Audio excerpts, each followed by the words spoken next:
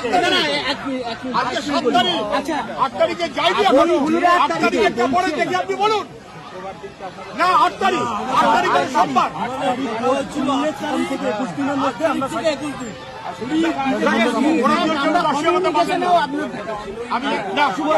শুক্রবার 8 তারিখ 8 তারিখের সোমবার 8 তারিখ মানে সোমবার আরে মহা মুশকিল 8 তারিখ মানে সোমবার সেখান থেকে আপনি একটু আরেকটা কথা আপনাকে বলবো কি ভুল ডেট করে আমরা 8 তারিখ থেকে এসেছি আমরা যে একটা জিনিস আমি ফাইল করা কথা আমি হয়েছে কেস কিন্তু ultimately that has not been hard সাথে না আমি একটা কথা বলছি 8 তারিখ থেকে 21 দিন 8 তারিখ থেকে 21 দিন সেইটুকু বাধ্য করুন আপনার বড় সরকার তাদের বললাম আপনার অফিসাররা লাখে লাখে টাকা পেতে পারে এরা সারাদিন কাজ করে হয়তো 300 টাকা পায় আপনি 4 দিন ওয়েট করতে পারছেন না 8 তারিখ থেকে 21 দিন আর রিপিটিশনে আপনি আপনি বলুন এই আমার অর্ডার প্লিজ প্লিজ প্লিজ আমি আবারও বলছি প্লিজ প্লিজ প্লিজ গরিব লোকের পেটে লাথি মারবেন না কথা না বলে কিছু গরিব লোকের পেটে লাথি মারবেন না সরকারের ক্ষমতা থেকে যুদ্ধ করে না সরকার বলেছিলাম যে এই অর্ডারের ভায়োলেশনের জন্য আপনারা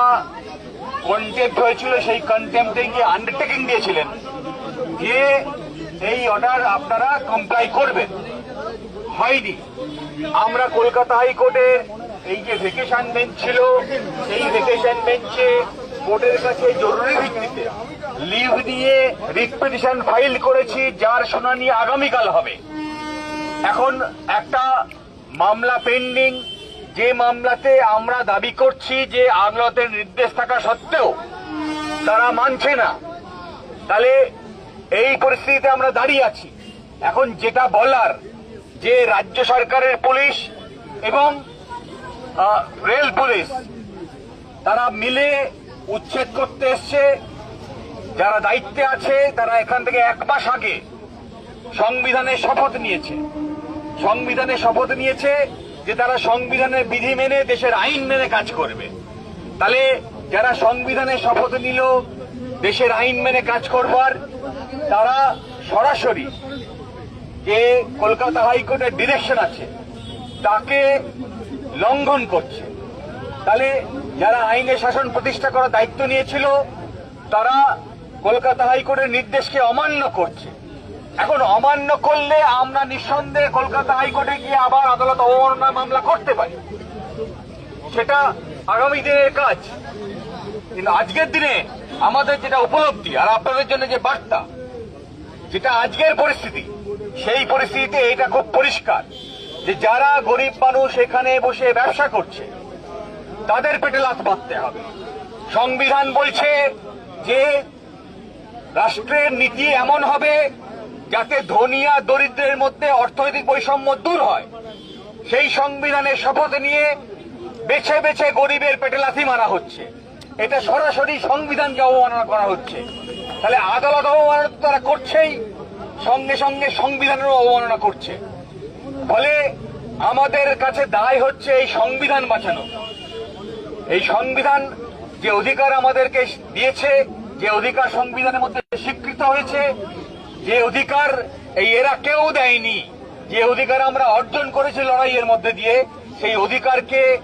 যদি রক্ষা করতে হয় তাহলে বেঁচে রইল এই রাস্তাটাই তাই রাস্তায় আমরা সকলে জড়ো হয়েছি এই রাস্তার লড়াইকে আরো শক্তিশালী করতে হবে রাজ্য পুলিশ দূর হটাও